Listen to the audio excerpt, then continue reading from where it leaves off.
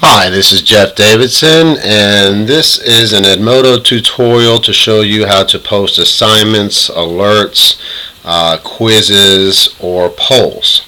So I'm going to come back to my Edmodo homepage here, and again, just like Facebook, anything you post will go to anybody that you're quote-unquote friends with.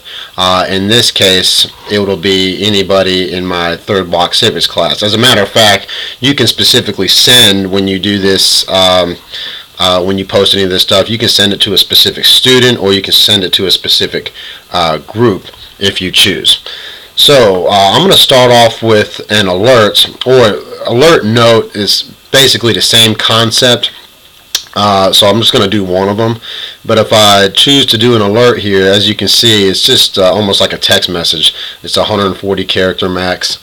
And I want to post an announcement to students, a reminder, if you will. Reminder to all students. Again, whoops.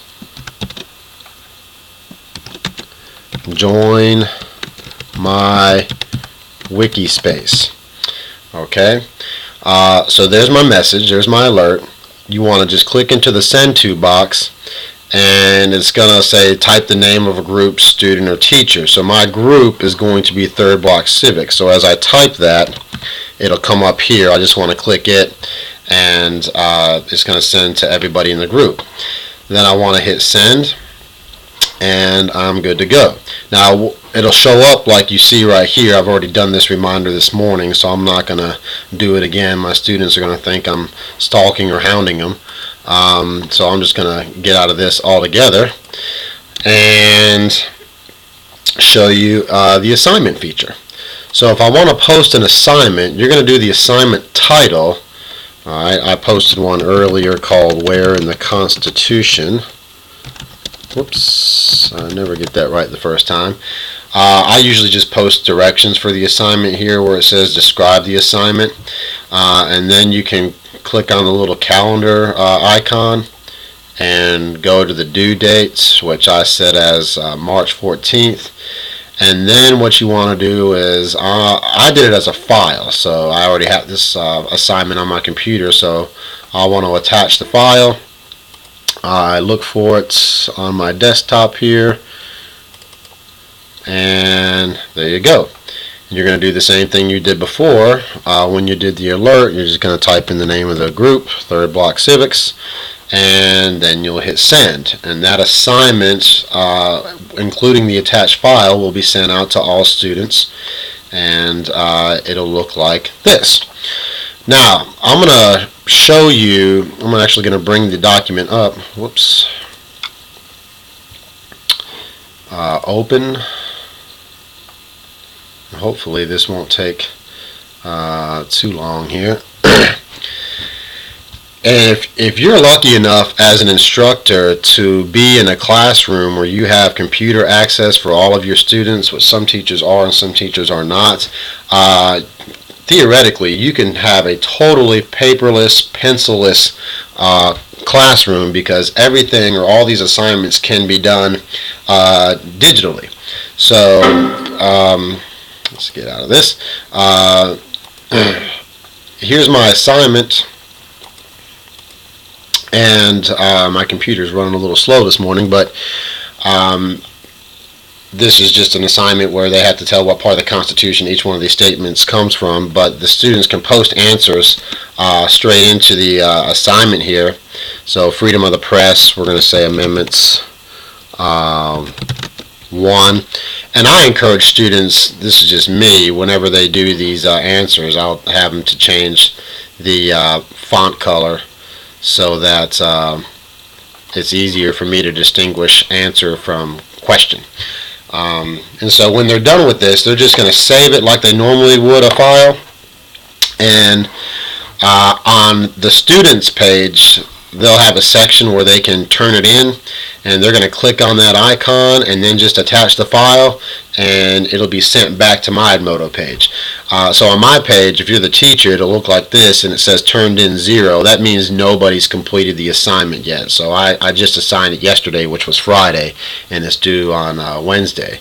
And I can go to the turn in icon there, and here are all my students, and you can see the status bar at the top here where it says any status, but I can go to look at what students have turned something in, what students have not turned something in, what assignments have already been graded, and so on. So I'm going to get back to the home page here, and students also have the option of sending me questions just like you would on Facebook. You can just hit reply, and just like anything I send out to students will go to their email, anything they send to me will go to my email, and I have it go into my Gmail account, which means that it'll go straight to my cell phone. So if I'm someplace on the weekend, I can still respond to any student questions. Okay, a quiz. I'm not going to go over the quiz in detail because it's the same concept as developing an assignment or creating an assignment. You can create your own quiz if you choose to. Most of my quizzes have been previously created, so I can just go to load a previous quiz, and it's going to be the same thing as with an assignment. It says there are no quizzes that match the search parameters. Because I haven't created anything yet for this, but at any rate, you'll just do the same same thing here, and then you can post that to students, and they can complete that. And then you have the polling feature, which I also use on my Facebook page. And if you want to do a question of the week or something, I'll just post something right now. Tonight is the big UNC Duke game, winner take all for the ACC. So I will ask them who will win tonight's big game, and answer number 1 has to be UNC, and answer number 2, since I'm a UNC grad, I gotta go with Duke there. And third block, civics, and we'll see who answers that later on today. So there's my polling. Of course, you can also add, if you want to do multiple answers, you can continue to add answers to that. One more feature I want to show you as far as these assignments are concerned is there's a little section over here. In elementary school, we used to get the stickers or the gold stars or whatever for doing well on an assignment. Believe it or not, the high school students still like to receive those things as well. So there's a section that says create badges for your students, sort of like the digital version of a gold star. And so you can go in here and create a new badge, and then you can submit that badge to a particular student through their profile, or you can